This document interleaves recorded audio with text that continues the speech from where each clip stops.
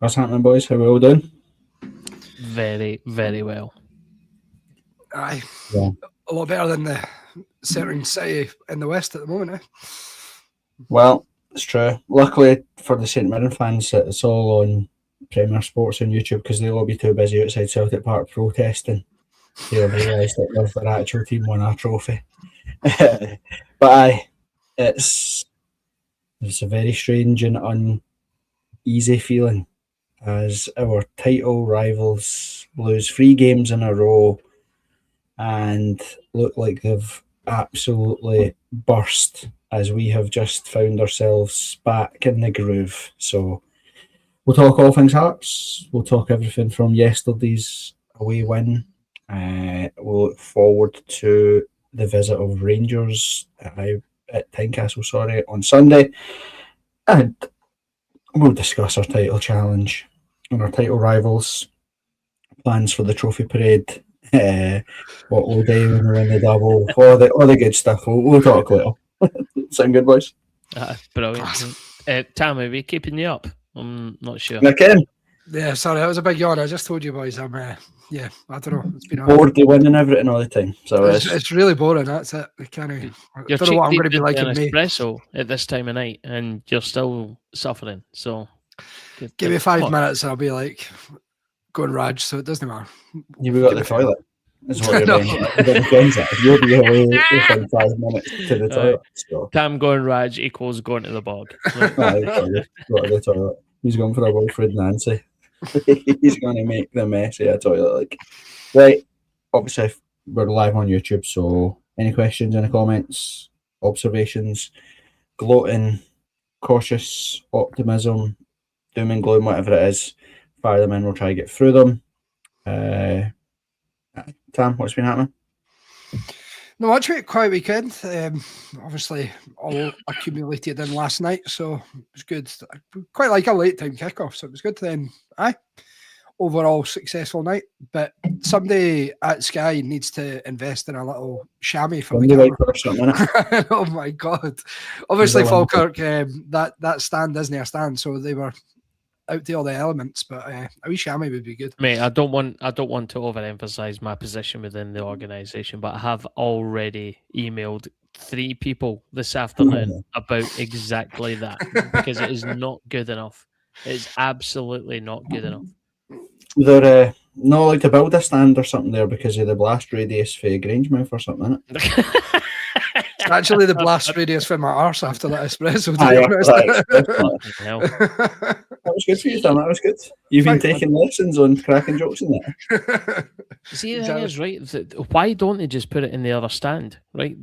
I get the optics of it. You didn't want to look into like a bit of a waste ground, or whatever it is, but no one watching the game gives a fucking shit about that. Put it in the cover of a stadium.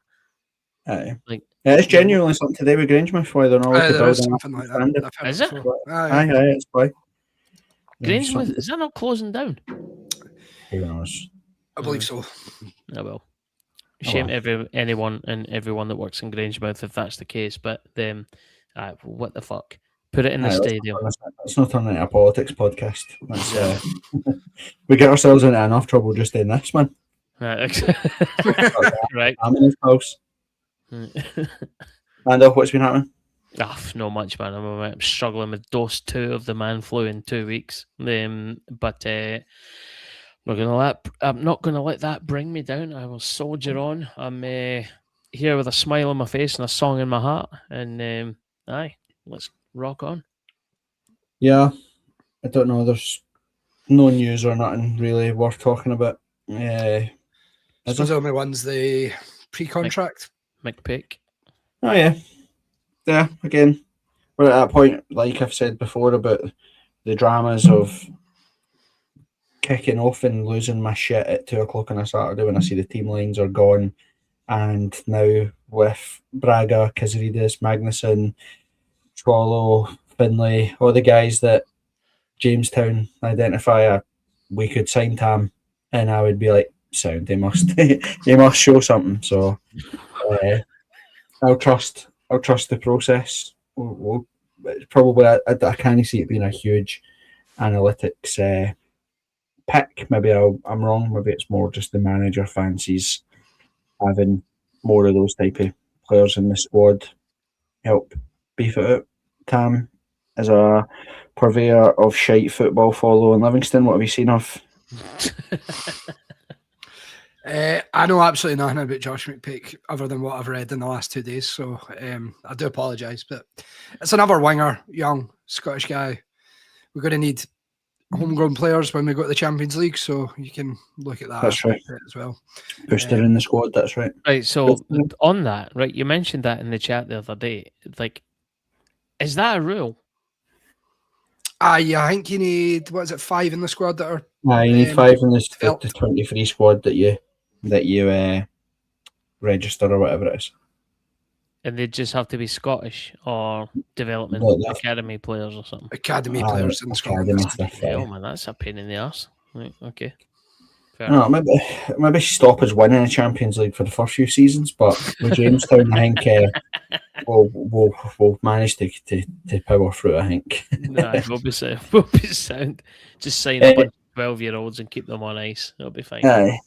Chesnikov, I think they're saying that he should be arriving this week. Something to do with permits. We've seen the same way Kabori, didn't we, in the summer? So it's one of those things that we complained about the last time. It just sign the line. So he can't play till January anyway. So, but the earlier he gets in and starts training, that would be better. Aye. I do wonder if they'll get McPake in over January as well. I don't know if they would. I would imagine that St Johnstone would want to avoid that at all costs, and Derek McInnes has obviously he came through. That was his first managerial job when he played for St Johnstone and then managed St Johnstone. So I don't think he'll be looking to derail their push to come back up to the Premier League. Although if he's needed and we need him in, then go get him, because we had that conversation. Remember with Danda as well. Remember we waited to bring Danda in, and that worked out perfect because he's flying, isn't he? Scored a class goal yesterday. But, where is he now? Dundee. All right, okay. How does it feel, Tam, to know that you will look exactly like Stephen Presley in 20 years? An old granny lesbian. Look at you. Yeah, I know. I need to get better. I need to hopefully got better dress sense and less snake tendencies, but I'll be all right. I like it. One of the weeks he showed up, he had a tie on, but it wasn't like a club tie or that. It was just a pure random tie. I was like, what's he doing, man? The bargain button for TK Maxx or something. Hello. Dear. Right. Well, cool. I don't think. Well, we talk. Obviously, today it's Sunday. We've just witnessed. Normally, I said that to you boys in the chat. I'd normally be absolutely livid watching any side outside the Old Firm win a trophy, but this one feels like it's could have huge positive ramifications for everyone. Seismic. Aye. Celtic are an absolute mess, aren't they? They were horrendous again there. So I only seen the second half because family situation. I've got the in-laws over from Australia for the month, so they're all Newcastle fans. So obviously Sunderland Newcastle game was on the telly. Then I had to switch over to the Celtic game as soon as that game was finished. So seeing the tail end of the first half and then all the second half, and Celtic were abject, like rubbish, absolutely rotten, offered nothing. St Mirren looked the power team, if I'm being honest. It's like if you're watching it as a neutral, then you'd consider St Mirren with the bigger and better team. Aye, it's hard not to watch games like I watched them on Thursday against Roma. Now, all right, it's Roma, like we get it, but it's hard not to get excited watching that time in it. Exactly that. We were obviously talking about it throughout the game on Thursday night, and they just look lost, which is great for us. And nobody really, Evan Ferguson even said it after the game that he thought none of the players knew what they were really doing at times, and that's perfect for us. And that was clickbait though. Did you watch his actual interview? It's no. I watched it. I know he didn't say what the headline said as such, but he did say they were a bit. Well, he said that they seen loads and loads of good stuff, but there was at points where they did feel like they didn't know what they were doing. But but fit the narrative, Corbett. Come on, you want to say how shite there? No, no. I honestly, without sounding big-headed or thing, we don't need to say how shite they're. Like they genuinely look ridiculous. We've seen this with Paul Le Guen, in the collapse. We've seen it with Russell Martin. They're such big tankers, both those clubs, that it's really difficult to turn them around. And both of them, especially Celtic, have got the sort of power and tendency to. They didn't do things in half measures. You know, you look at the season that they were going for 10 in a row. Rangers won the league at an absolute canter, going the whole season undefeated, and them having, protests and throwing sharks at the board and everything like that. And it feels like, again, their ultras are banned from home games, away games, European games, weren't at the National Stadium today. They've got Dundee United away on Wednesday. Like, they are going to be like protesting and kicking off and all that stuff, because it's different. When Neil Critchley came in, for example, we could kind of see glimpses of positive stuff. Was it Nicosia at home? We were absolutely phenomenal. It was like one of the best performances I've seen in Europe from a Hearts team for a long, long time. And then it just petered out, flattered to see. This guy's came in rock bottom and managed to go lower. It's insane. He's Celtic lost back-to-back cup finals. The game on Thursday night was incredible to watch. Our national champions, they get embarrassed. Like Roma, the first half, Roma had every single trap that they had in meeting. You heard Derek McInnes talk about it after we beat them at Celtic Park. He didn't name the centre half, but he essentially said our game plan was to leave Trusty on the ball. That was essentially what he said, and that's exactly what Roma did. And St Mirren have done it again today. They've just left the players that they wanted on the ball, kind of man-marked Maeda, and Celtic just looked, like Ando said, it looked like St Mirren were the defending champions of Scotland. They just power and swagger and pace, and did all this sort of, we always call it the dirty side of the game, so much better than Celtic. Yeah, the one touch play, even just stupid things like, I'm pretty sure the third goal comes from whoever it is just having the bravery to stick a leg out for what is a simple pass between two Celtic players. He wins the ball, punts it upfield, and then that's it. Yep. It's like it's just they had more muscle, more bravery, more everything. It's that, without getting into being an absolute football geek, but the structure of Celtic is the thing that I think, wow, that's like Dundee United will cause them problems on Wednesday, because they've got that third goal just sums everything up. All that took was St Mirren to win the ball back, which can happen in any game of football. Midway through their own half, it was one pass and they score. That's what the left back, right back for St Mirren that intercepts the ball, runs 80 yards almost unopposed, then passes it, squares it for the striker. And at the point, St Mirren had as many players in the box to score as Celtic had in the box to defend, and it's like they were playing two at the back, Celtic. That's like, it's too easy to play against. And I won't lie to you, it's making me fucking hugely uncomfortable, because this is going to be devastating if we make an absolute Ricky Hunt of this, because I just don't, I cannot see that guy lasting longer than another week in the job. I guess he's got no time on the training field as well. Like, he's basically got game Wednesday night and then the Christmas period where there's like 10 days or something like that as well.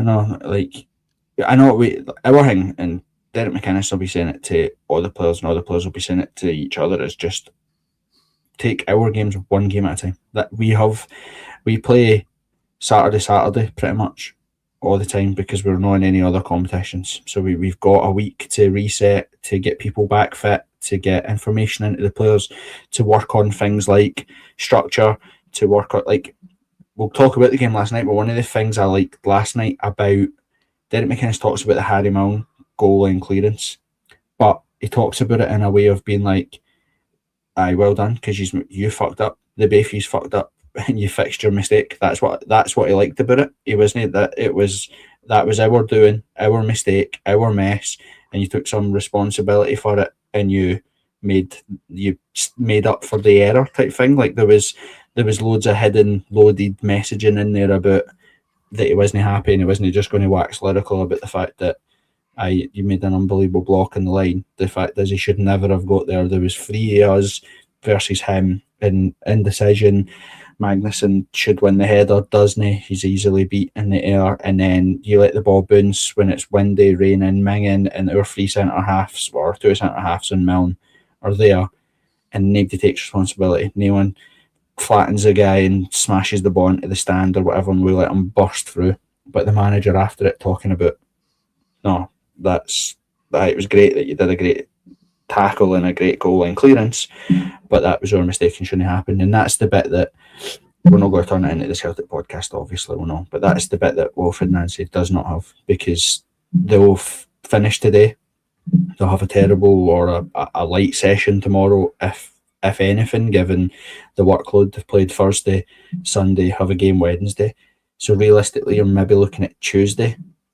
They'll do some actual work on shape, some structure. Everything that he's going to do is he's either going to stumble onto something that works by just chucking shit at the wall and hoping that it sticks, or somebody, which doesn't look like is going to happen, is going to take a bit of responsibility. And I think we talked about this last night. Shankland's reaction to Stephen Kingsley's goal, the celebration, I absolutely love. Mirror that with Maeda scoring today. Like, he looked like he was angry that he'd scored, like he was furious that I mean, he couldn't get. He looked like he could not give a shit. So it's been very difficult to keep our feet on the ground. But I would urge all Hearts fans to just, if you know anything about Hearts, as we can and will fuck this up from here. If anybody's capable of doing it, it's us. So wouldn't be surprised to see Aberdeen win the league or something like that. Just the luck that. Oh, mate, didn't fucking shut up. Say that. Because they've got what? So I think that Celtic's next 4 games: Dundee United at Tannadice Wednesday, Aberdeen at Celtic Park on Sunday, and then Motherwell. Livy, then Motherwell. Yeah, Livy, Motherwell, and then Rangers.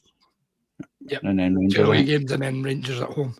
Yeah. So crazy. We've just got to keep our heads down and focus on us. That'll be is all we can really do.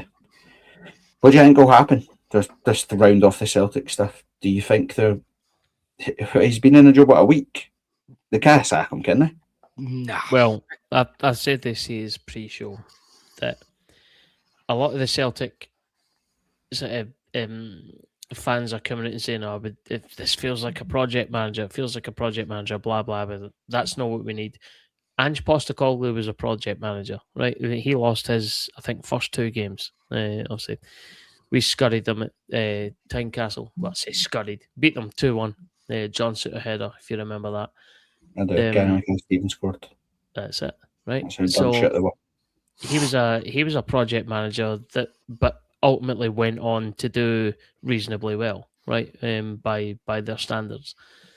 So I think they're forgetting what they've had success from, right? So I know this guy's now lost his 3rd game in charge, but as you say, Corbett, he might stumble into something brilliant over the next couple of weeks. But I don't know. Like, given obviously it's not going to be lost on anyone the fact that what happened across the city in Glasgow earlier on this year with Russell Martin, they're going to draw parallels between Nancy and Russell Martin, and I don't think he's going to get the time.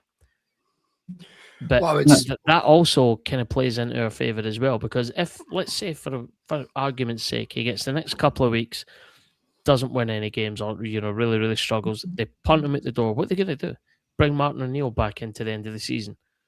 Like, all they're doing is just taking a step forward to take 2 steps back. And it doesn't matter really what they do, whether he carries on and is shite, or they sack him and they have to go back to basics, get another manager in, go through a whole new recruitment process, whatever. Any and all of that plays into our hands because we've got stability and forward momentum, whereas they don't. It's a weird thing, Tam. It's a new phenomenon about, like, you see it with Man United and Ruben Amorim, and now we're seeing it with this nonsense guy, where basically they take the blueprint of what they want to do and sellotape it to the window of the shop. And like every great manager is adaptable. Like, look at like the thing that people keep talking about. Oh, when Hearts get to like, we've had one shot at Jamestown Analytics in the summer, and look at what we've achieved.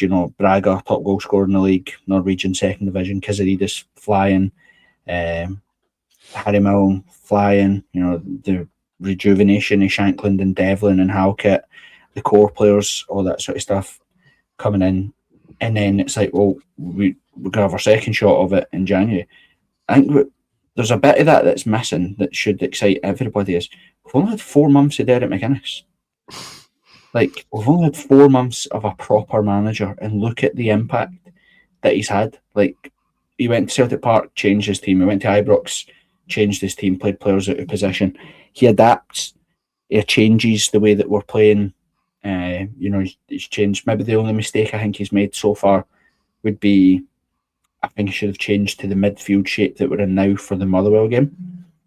But he's adapted, identified that, and he's adapted. It's the fact that this guy has come in and almost just blatantly said, no, we play 3-4-3 and that's it. And it's 3 attempts now, 3 times it's not worked, and 3 times he's been completely and utterly sussed out, and he doesn't seem like he's going to change. It's such a weird concept, isn't it? It's I don't know why it is. It's like a modern manager thing that they've learned from Pep or whatever, and this is how we play and we don't change it. And you seen that last week when Nonce, before the game, he was said it's not about winning, it's about performances. Again, I'm taking the clickbait part of that from what he said. But ultimately for our manager, to be honest, it feels like it's about winning matches, and he'll win regardless of how they perform or however they set up. They're there to be in the winning position, and there's no set template how you do that. It's you get over the line and do that. And to be honest with you, if you give me both options, I'd be going with the McInnes option all day long. Yeah, well, listen, I think people are ignorant to the fact that Pep does change. Pep has changed. Yeah.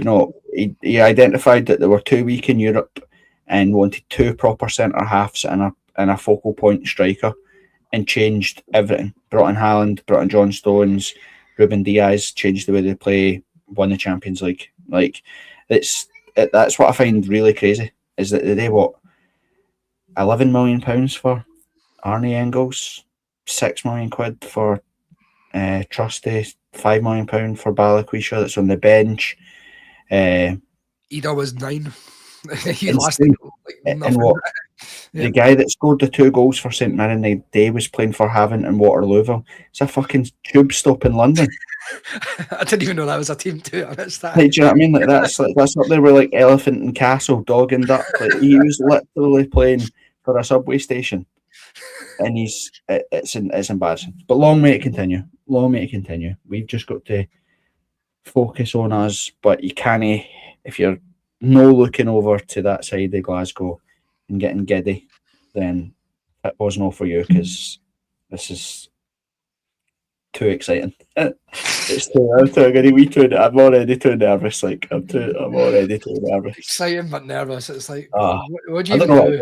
No, I don't know what they'll gear up fit, but I'm telling you now, if we do what we think we could do and we do the unthinkable, that when the full-time whistle goes, I'll shake my dad's hand and walk out of Tynecastle. I'll never come back. I don't know what I'll do. I'll sit in the Gorgie farm and just be an absolute jakey telling folk that I was there. It's not going to get better than this, son. It's not getting any better than this. Yeah. Right, let's talk about Saturday, Falkirk 0, Hearts 2, extended our lead at the top to 6 points over Celtic. We stuck with our same starting 11.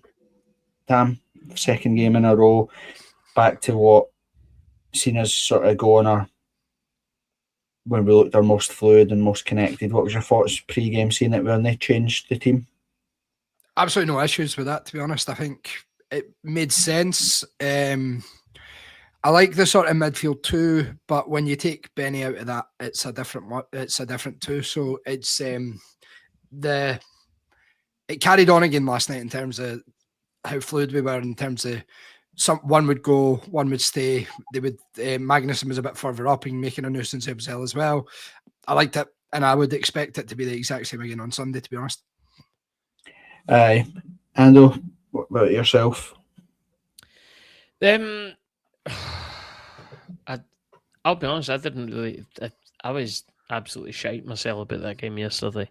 When I seen the team sheet, I was like, okay, fine, fair enough, it's unchanged or whatever. But I was more worried about the conditions and the level. I know it absolutely sounds ridiculous saying this out loud as a sentence, but I've been a bit worried about Falkirk playing them away. So it didn't really matter what the team was. It was the weather conditions, that pitch. The team didn't really matter to me. It was more about the attitude of anyone or whoever that actually showed up. Thankfully, all shaked out quite well. Was that Falkirk's first home defeat of the season? Good question. I'm not sure. Something like that. They've got a really good home record anyway, put it that way. Yeah, they played all right. I think what can't be lost on anybody is just how bad the conditions were. It was horrendous. It's hard enough to play in conditions like that when it's a grass pitch. We've all played fives. Every single one of us, everybody listening will have played fives when it's wet and windy and slick and the ball running away from you and the bounce of the ball and try to control the ball and all that. It was horrible. It was horrible. So I don't think it should be lost on anybody just how professional a performance it was. You listen to the manager after it, you say get in and get out, get the points and get up the road. And it's I don't think Neil McCann said on it that it was the swagger of champions. I'm not that far down the rabbit hole yet, but we did play with swagger.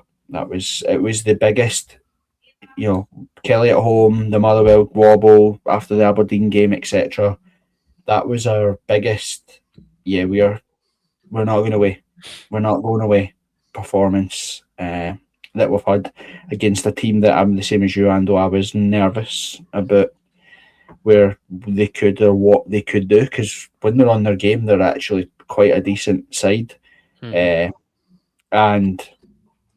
I was worried, very, very worried. But to be honest, from the first whistle to the last, apart from maybe obviously the chance with the Milne block, we were entirely comfortable. I think the manager again got right. We were guilty in the first half of, everything we just talked about, the way the ball bounces, the wind, the conditions, and we were too feet at points in the first half. The ball was bouncing off people. It was getting too easy to make situations into 50-50s and turnovers and all that sort of stuff. When we were at our best, it was when we were fast, turning them, hitting a channel and getting Braga, Kizzy or Shanks to run after it. But I thought, given how horrible it was, I thought it was a very, very, very professional performance. Absolutely. I think it says a lot as well that, sorry, Andrew, I just went over you, but that Devlin and Kizzy didn't get booked as well because they would have been out for the Rangers game, which... exactly. So that shows the professionalism as well. And I said in the group chat we used last night that I thought at times they were probably a little bit too casual, but that in and of itself also speaks to the confidence within everybody else, everyone on the park. because there's bits where I'm going, that's the wrong ball to play. You're being too casual, being too nonchalant, whatever, right? But ultimately, it didn't result in anything disastrous happening. Apart from obviously that the clearance off the line thing, but that moment in isolation, take that out of the equation. I don't think we were ever really in any danger. And to your point, Corbett, it is absolutely an assured professional performance given absolute shite conditions. So it's exactly what we needed to do in that moment. The balance of the team right now is perfect because the front three, it can't be folk will say, oh, Kizzy's went off the boil or Shankland missed loads of chances last night or what, but all three of them make so Braga's goals cause folk can say that we're long ball or direct all they want. That first goal is everything that's good about the way Derek McInnes wants to play football. We win the ball back, immediately head it straight back into the danger area. We managed to bring the ball down. It's 3 one-touch passes. Shankland takes one touch and smashes an unbelievable strike. The keeper actually does very well to even get a hand on, given the fact that he's got no right to shoot that quickly and at that angle. And then Braga does the right thing, which he always does, which is falls in and scores. So that's after a minute. But you watch like Shankland's intelligence is running, his game management, the positions he takes up in the park. He drags defenders all over the shop, which leaves all the space for Braga because Braga's like a puppy. He just runs about, doesn't stop. So you can't have Braga without Shankland. And I think that you look back to the Kilmarnock game, that we're trying to do that with Kabore, and it's just not the same. It's not the same effect, if you know what I mean. They all three of them, Kiziridis can make something out of nothing. The Braga header in the second half, picks him out. He's brilliant. Kiziridis actually, with the pass he lays into Shankland after the second goal, held the ball too long and actually made the wrong pass. He should have slid it inside for Braga. But the three of them, the balance between them, they complement each other so well. And that has to be, whatever we do, that has to be the front three. That's got to be the front three until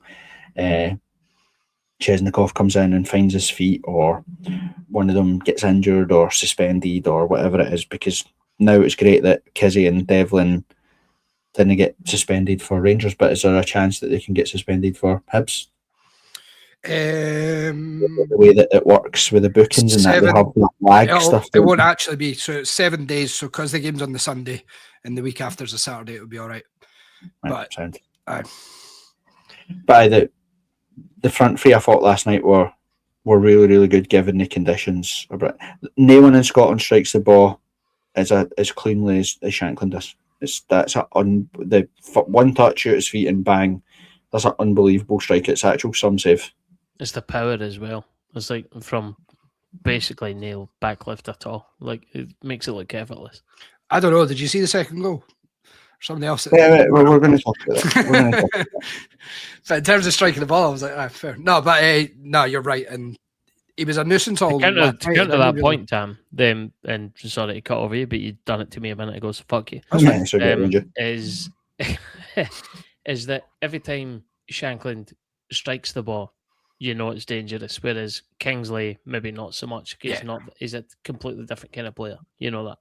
No, I was being a wee wank, to be honest. And the thing, glad you said that. But when you're talking about the front three work, like Braga's just taking a chance there, hoping that the keeper does parry it or it hits whatever, a post, bar, whatever, and that's exactly what you want for a front two pair. That all comes down to hunger, though. You have to have the want to be able to do that, and like a winning side will do that. They'll follow up on opportunities, slack balls, 50-50 balls, whatever it is. Like Hearts sides in the past just wouldn't have done that. He also it's a huge desire there. Yeah, but it's also a huge compliment to Shankland that Braga knows the quality that Shankland's got. They think actually there was a chance he could score here or hit the bar, hit the post, or whatever, and reacts to it. And I think on another night Shankland probably could have scored 2 himself as well. I know what he's like. He's probably pretty angry that he didn't get on the score sheet, but there was lots of really positives from last night because, again, we'll talk about the balance. I thought the midfield three were really, really good. Devlin's getting hundreds of rave write-ups, which is amazing to see. But I thought like Magnussen is coming on to a game. I thought he was very, very good at Celtic Park. Not an easy thing to do.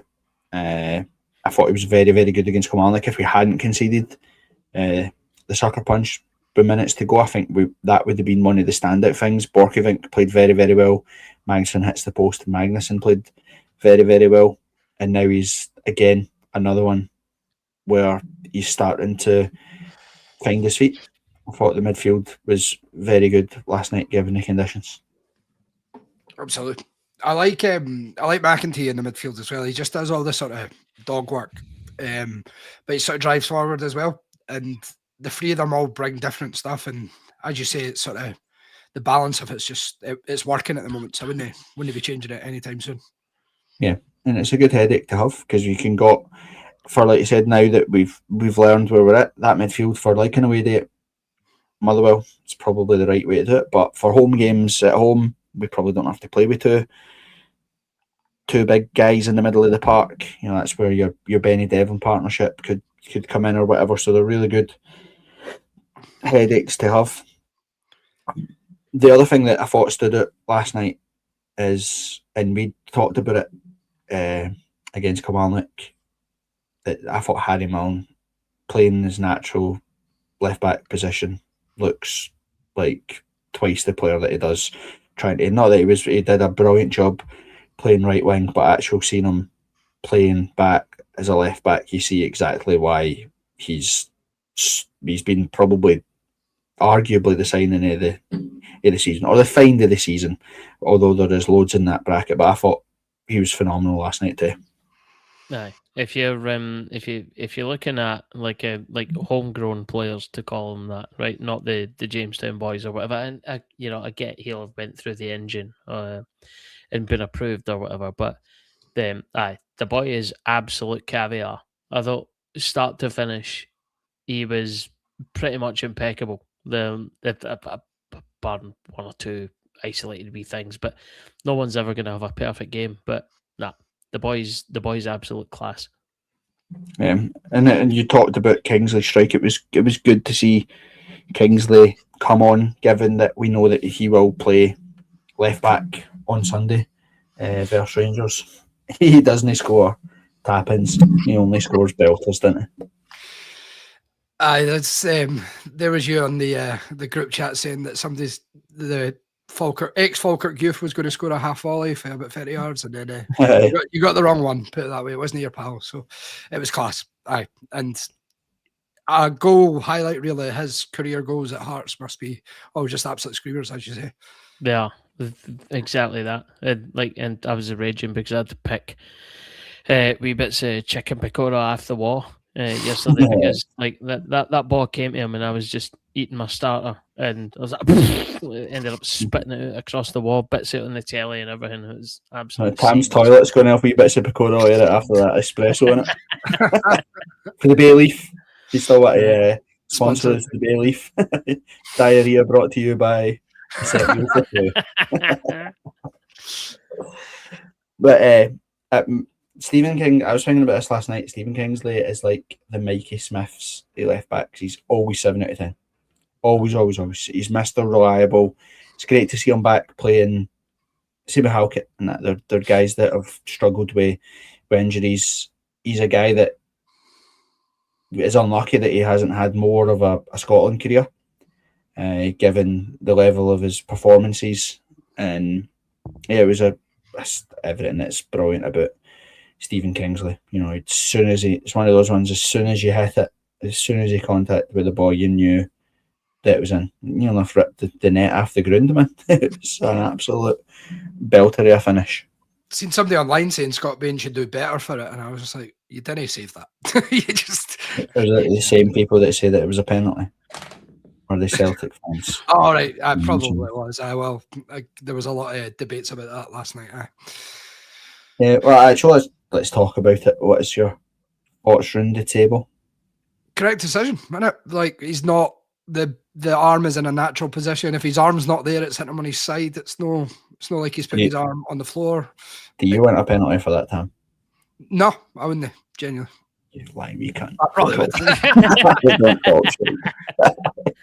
And I think you're right. I hate to agree with Tam for any reason at all, but I think you're right. I think you're right on that one. Yeah, I think it's obviously it's the right decision. I think that it's funny because it's weird. The Kilmarnock one is completely different. I'm pretty sure that Celtic's penalty at Kilmarnock was the exact same situation as the as the Harry Milne one, but we'll take it. It was the good thing was that he never gave up. That's what I liked about it. He could have easily did something stupid and trip him up and get himself sent off, given that he knows that he's out next week anyway. Or, just go on a huff and stop tracking back. But the fact that he's got the desire there to get on the goal line, keeper does well enough to sort of slow the boy down, put the boy off, and then, it was funny. I watched the Falkirk TV highlights because I like listening to other people and their commentators were hilarious, man. They were absolutely livid. They were furious. The bad thing is when the opposition manager saying it's the right call, you got to kind of take it that as face value. Right, okay. See, Big one is gorgy as fuck, probably. See, when you're talking about opposition managers, did you see the highlight reel on BBC Scotland where John McGlynn referenced Kai Rules? Did you see that? Mate, he was, honestly, we all have a pal that's like that, 4 a.m. in a kitchen somewhere, rattling, talking utter shite.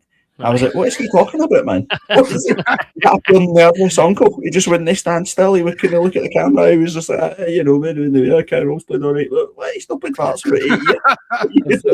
He was, honestly, like, he was like, somebody phoned him a taxi, man. With his Canada Goose on. I was like, what are you wearing? Have you stole that for your son or something? And it's what really is disturbing is that's my dad.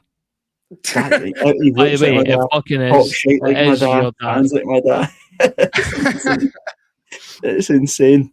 But I couldn't believe that some of the stuff I was hearing on the post-match interview. Like, he was like a junkie in a kitchen at 4 a.m. He was absolutely rattling. He couldn't stand still. I thought it was the right decision. And VR gets absolutely hammered, but it was so quick as well. It was check and then check complete. No messing about. So fair play, because it could have been easy to buckle and give that decision. Aye, it's so boring being good, isn't it? Well, it isn't it? Like, I'd love to come on it. Like, we get our best listenership and viewership when we're absolutely shite, and it's saying that there's 100 people watching this just now, and it's nothing but positivity. I'm really, really sorry to everybody that's watching just now, because I think it's just part of being a Hearts fan, where you inherently are used to the team being absolutely crap, having no good things to look forward to. But the thing is different. My thing with Hearts is we've always had good players, but just never seem to get enough out of them. That's why I've always been against the project managers. It's why I've always been against getting somebody their first gig in the job. It should always mean something to be the Hearts manager. It should be an achievement. When you look at, we poached Jim Jeffries from Falkirk, who's done a great job there at Falkirk, and we went and got our man because he was good, experienced, knew what he was doing, and we're reaping the rewards of having a manager. So it is a manager. If anybody wants to know the difference or has been struggling to put their finger on the difference between Neil Critchley, Stephen Naismith, Robbie Neilson, and Derek McInnes, Cammy Devlin. Cammy Devlin is the guy. He either sat down and had his head melted by all three of those charlatans talking about, I want you to play a 6, I want you to play a running 8, I want you to be a 10, I want you to add goals to your game, I want you to do this, I want you to do that. All these players, all these coaches trying to make him something that he's not. Derek McInnes has come in and said, what are you good at, son? I'm good at running, I'm good at tackling. Cool, do that for me. That's all I want you to do. Just run and tackle and give the ball to somebody that can pass it. sound, no bother, boss, I'll do it. And he's had the pat in the back for doing it. He's had the kick up the arse for not doing it. And he's transformed him. He's transformed him into the best midfielder in the league. You've got fucking Lego eater Scott Brown sitting on Sky saying that he reminds him of a young Cal McGregor. Like, the transformation in those players, like Everett Braga, Kizzy, these guys will all get the plaudits. But you look at Halkett, fit, a manager that knows how to manage a player, knows what to do with a player. I guarantee you that he'll not be getting a shit about load and training. They'll be training to their potential. They'll be training to the point that this is what I need to see. I want full commitment, and they're reaping the rewards from it because there's nothing half-arsed. I know that's all great with hindsight because we're winning in that, but that's the bit. I go back to what I said earlier about folk buzzing about the January transfer window because we're going to get another shot at Jamestown, and then the slow evolution of the squad and our player trading and stuff because we've only had one shot of it right now. But everybody just take a step back and remember, we've had 4 or 5 months of Derek McInnes. He was at Aberdeen for 8 years. Every 6 months had his team decimated. So they got to this point in the season, there or thereabouts, and then had to sell all his best players in the January transfer window. It's not going to happen at Hearts. Celtic aren't coming in to buy Braga. Rangers aren't coming in to get Kizzy. It's not going to happen. And if we do sell them, it'll be for big money to a big league, and we have people ready to come in and replace them. That's the thing that excites me the most about Oya, is Derek McInnes is still learning about the squad and learning about what it is to be Hearts. And look at where we're 1 defeat in 21 games now. Since Neil Critchley was sacked. So I'm just absolutely buzzing. Even look at a right back situation. We've barely even played with a right back the whole season. Yep. An actual right back. And Steinbender was again decent. Very good. And he's clearly worked on that because he's came in and like 10 minutes here, 20 minutes there, right back, and then he's had a good run the last 2 games and he's been brilliant. So, and you've got again a manager that understands the league, the conditions, all that. Because another man, a Neil Critchley, for example, would have played Borchgrevink and would have just kept playing him when he was good, bad, or indifferent. And anybody that disagrees, Adam Forrester. We played Adam Forrester almost every game last season. He's not good enough. He wasn't good enough. It's not that he won't ever be good enough. I'm not writing the boy off. But last season he got chucked under the bus. He was paraded out. Same with James Wilson, because someone told them, "Oh, you'll get the fans on side if you play young academy players. They'll give you a break."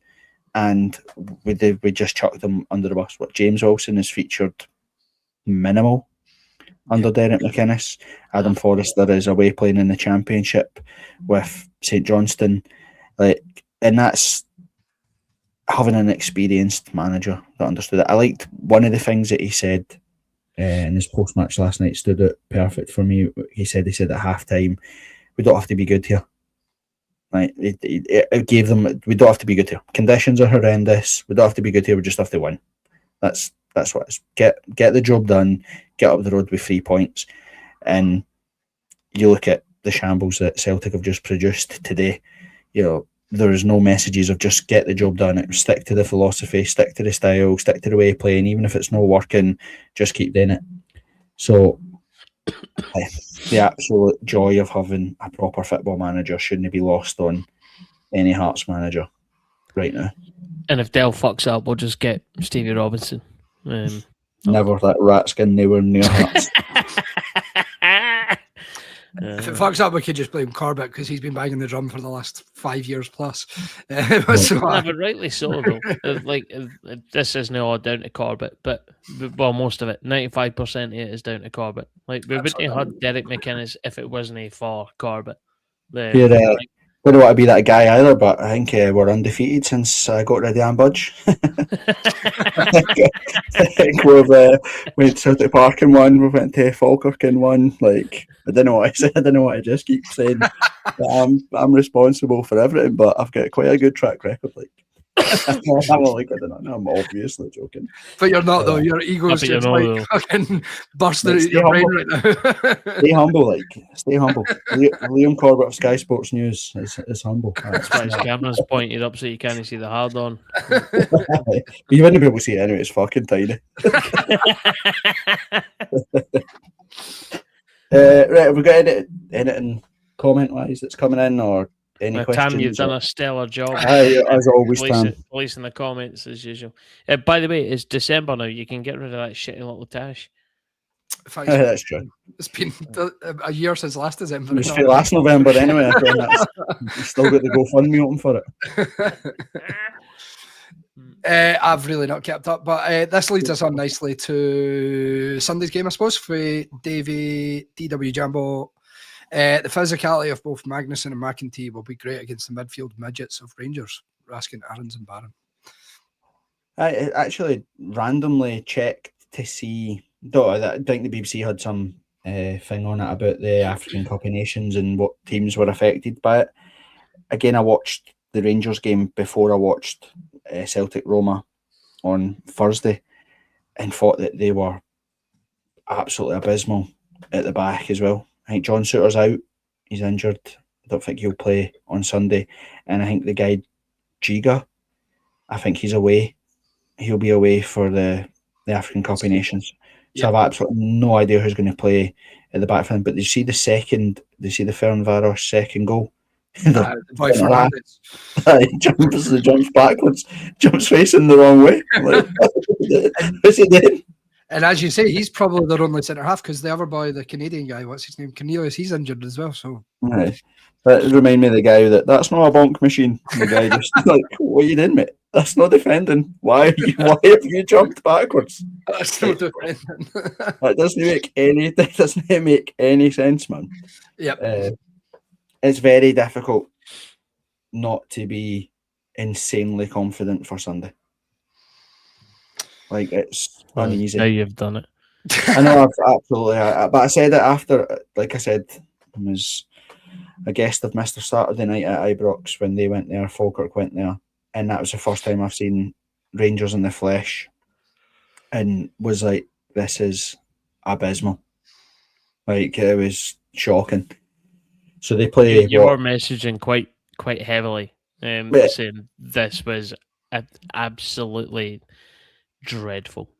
It's, you know yourself, we all have, and there'll be a younger generation that don't know the feeling when it comes to Rangers, but we all grew up with 9 in a row, Walter Smith, Gattuso, Laudrup, all the Van Bronckhorst, the De Boer twins, Andrei Kanchelskis, like all these unbelievable players.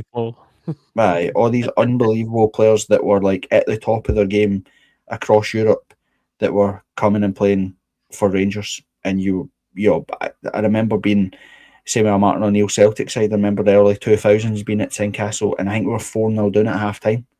But you can't be angry because it's like Hartson scored, Larsson scored, and Sutton scores. You got midfield, Petrov, Bobby Petta, Bobo Baldi at the back, and you're like, what are you supposed to do? You can't be angry at that. They're just better all over the place. So when you go watch Rangers, I still have Barry Ferguson, George Alberts in my head, thinking they've got somebody. Rangers always have a player that you're jealous that you want. I wish I had a player like that at Hearts or whatever it was. And you'll have a player that you say is shite, but actually you're like, actually, he's quite good, but I think he's a wee dick, so I'll say he's shite. Watch Rangers and honestly, I wouldn't shake your hand for any of them. Not a single one of those players I'd take at Hearts. So it's going to be soul crushing if we lose on Sunday, because I just can't see how we get beat. Predictions. Interestingly enough, I hadn't read that BBC thing, but I didn't realise that Hibs squad 3 of the starters are away as well. Well, Rocky doesn't play. Rocky doesn't started the game for Hibs. All right, okay. For a while, but yeah, that the guy in the midfield, Chaiwa, whatever he's called, and Obita, they'll be away. So I don't know how much that'll impact Hibs. I don't pay much attention to Hibernian, although I will try and watch their game tomorrow because that directly impacts us. A wee draw tomorrow would be decent with it. Or do you sacrifice Rangers losing because we know we'll beat Hibs the following week? That's getting clipped and saved for Twitter. I'd take a draw. No. It's weird because I don't think he's lost a game in the league in a row. I don't know. I think No, he hasn't. They've drawn in 1 games. So the tears and snotters, if they did get beat, would be sensational. You know what they're like. They're such a goldfish bowl that if Celtic are protesting and angry, then they'll want to protest and be angry. So I thought in the nicest way possible, I'm not as I don't know. A draw is probably the right result. I was gonna say I'm not overly scared of Hibs or whatever, but again, you never know. You never know what can happen. Aberdeen were like 19, 20 points behind us now and are 11 points behind us if they win their game in hand, having won 4 out of the last 5 or whatever it was. Hibs are 14. Make sure my maths is right here. They're 14 points behind us with a game in hand. Rangers are 2 points less than that with 2 games in hand. I would take Hibs getting a victory at Rangers tomorrow. I'm not bothered. Like, to be honest, let them go there and win, and then put more pressure on Rangers. Who do Hibs play? Hibs aren't an issue we need to worry about. Who do Hibs play next weekend when we're playing Rangers? Dundee United. Dundee United away. Because again, like when you take it and say just look after ourselves, there are big things like obviously Falkirk are in the top half. We're in the hunt. Motherwell were playing, dropped points on the Saturday. Rangers we knew weren't playing until tomorrow night, and Celtic won in action. So it was one of those ones where it was like kind of where we stumbled with Motherwell and where we stumbled with the Kilmarnock game is that actually they were opportunities to, if we'd taken care of our own business, they were all cutting each other's throats because they were all playing against each other, and we never really capitalised on it. Like Rangers drew with Falkirk, Hibs get beat off Celtic, and we failed to win. So again, it's another opportunity. Teams all around us play each other over the next couple of weeks. So if Hearts just keep our head down, then we should be in a decent space. But the thing last night, I don't know about you, is that it kind of relit my fire. I felt that we played. That was a swagger result. That was one of those ones that was like, yeah, we could have fucked up here. And the way we had the thing with those games, right? All I could think about was how many managers we've had in the past that almost before a ball was kicked just went about gathering excuses. We've no won in Perth for 40 years. We've no won in Pittodrie for X amount of years. The weather's crap, injuries crap. We've got suspensions. We trained with 10 players because the referee's shite. And we would have happily went there, and if we'd got a draw, we'd have come away being like, it's a good point because the weather's pish, and the Neil Critchley normally a 0-0 away at Fir Park's a good result for Hearts. But I like that about Derek McInnes because he's been in title-winning teams. He's played for big clubs that have won things and have a bit of swagger about them. I felt like that was like a proper, it sends a bigger message to go win here than it does just to get out of Dodge with a draw. It's levels. It's like what you said the day he was hired, which is it all comes down to levels in football. For exactly what you've just said there, which is I get back in the bus. You've not lost the game, but we've got a point away for him, and you know what? Winning away is good as long as the home form takes care of itself. Blah blah blah. Just that usual recycled pish. But how many times have we said this? If you want to be a big dog, you need to bark like a big dog, and going to wee tin pot stadiums like that and coming away with 3 points with minimal fuss is exactly what you need to be doing if you want to be a big dog. Yep, I agree. I agree. Right, anything else on the game or anything we do predictions and then everybody can go away. I don't know what you do at 8:30 on a Sunday night, but I'll be got my bed. What Hearts being good has turned my world upside down. I'm fucking knackered. I'm up at 5 a.m. tomorrow, so I'm quite happy we're doing this early. Right, with the predictions. I think again, I thought Halkett back in the team. Is that 2 games in a row he started? 2 near enough. Well, we should have the clean sheet against Celtic if Frankie Kent had headed the ball away. But again, Craig Halkett has to be knocking on the door for a Scotland Cup. If your team can't take him to a World Cup, I don't know what they're doing, because if it's him or Grant Hanley, it's not even a conversation. Exactly. It's not even a question for a grown person to ask. Sorry, I know you asked that at the time, but it really isn't. Like, you can't put the two of them side by side and say that Grant Hanley is the winner in any other scenario other than Having a forehead like Quasimodo. Okay. That'd be the only thing he would win, I think. Problem is, you don't have a grown up in charge and he'll pick his favourites. So, unfortunately, He's a sentimental wanker. Yeah. Which is why the Scotland national team needs to get in the bin.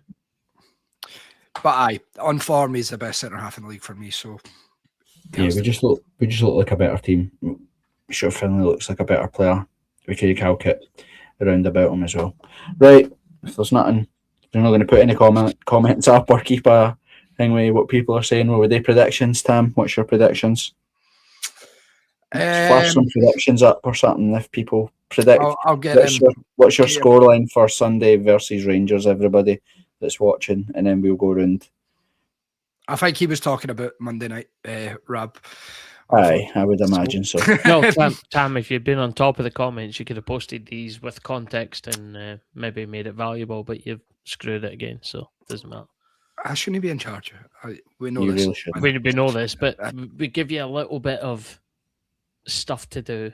And here's one. Right, there you go. I'll do it for you. Well done. And Marky Lee's... I don't know what way round. No, come on, Marky. Come on. Don't steal my part. Winning the dart is always sweeter than anything else, but we should be winning them both. I won't lie to you. Yeah. We should be winning both. 100%. Right, going in, Tam. What's your score prediction? I'm just going to copy the homework here and copy Stuart Lawrence and Gorgie News and say 3-1 to Hearts. Ando? 4-0 Hearts. 1-1.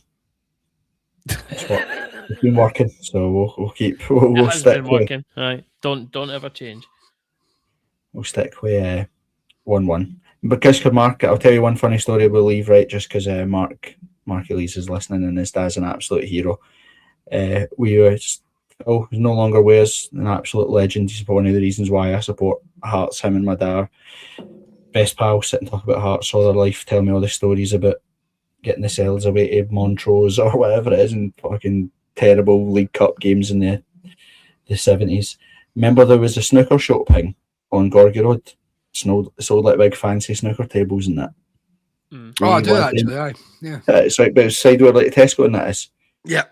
One time we were in there and Phil got talking to the boy about snooker tables, right? So the guy was like, he's like, how much did we? So we need to reinforce the flare, what about the wall and all that? And the guy thought, yes, I'm fucking selling a snooker table. He went away, got his wee notepad out, was writing all the questions down. We were asking him, we were measuring, we were talking about how he could get it delivered and all that. And then Phil was like, aye, cool.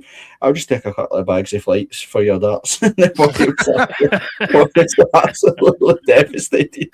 He thought his Saturday commission was coming in and we were getting a $4,000 snooker table back to a council house in Knightsbridge where like we'd have used that as a bed. We'd all had to sleep on the snooker table. You could use it as the roof. I would have 12 foot be 6 foot for anything. The guy he was fucking furious, man. He was so angry. Must have been there for honest about 25 minutes. We were looking at mahogany surrounds and oak and everything. We had this wee bouquet bits of wood, and he was showing you all the nice fancy trim you could get on the snooker table. He's like, "Aye, cool." I'll just take a couple of bags of flights, mate, and I'll see you later. It was unbelievable. Last one, right, went to Turkey. Me and Mark, our families, right, we went to Turkey. And again, we were walking along the beachfront. There was a guy selling shark tours, selling boat tours or whatever. And in fact, I'm not telling you that story. I'll tell you for another. We get a Patreon. I'll tell you that because I remember how it ends. I remember how it ends. It ends with all us walking about with a thong on. So I'll tell you that. You got pictures? I've got pictures. We can put it on a Patreon. But excellent. Again, right, Patreon. Well, I was about 13. I'll get us signed up right now. I don't know if that's the right thing to do. Yeah, no, it's fine. It's fine. Someone will pay money for pictures of 13-year-old boys. Well, and that guy Andrew, what's he called? Prince Andrew or whatever. He's got nothing to do now. He's not a royal or whatever. He's probably looking. He'd probably buy a few pictures off me. I'll maybe see if I can hit him up. Oh, fucking hell. Right. Might be in trouble for this one, boys. I never name dropped them. Do we have to say allegedly? So yeah, allegedly. Heavy alleged. Right. Allegedly, you'll buy a couple of pictures of me and the Scud as a kid. Right. We'll oh fucking hell. Podcast next Sunday, hopefully, after another famous Tynecastle victory, or depending on if anything kicks off between now and then, we're rivals. We could potentially do a laughing at them podcast if it's proper fun. But aye. Thanks, Troops. Thanks for all the comments, as always. Enjoy it while it lasts. Remember, this time last year, I think we were second bottom of the league. So you've got to enjoy these moments for what they're worth. Right, boys. See you all next week. See you soon, lads. Gorgaroos.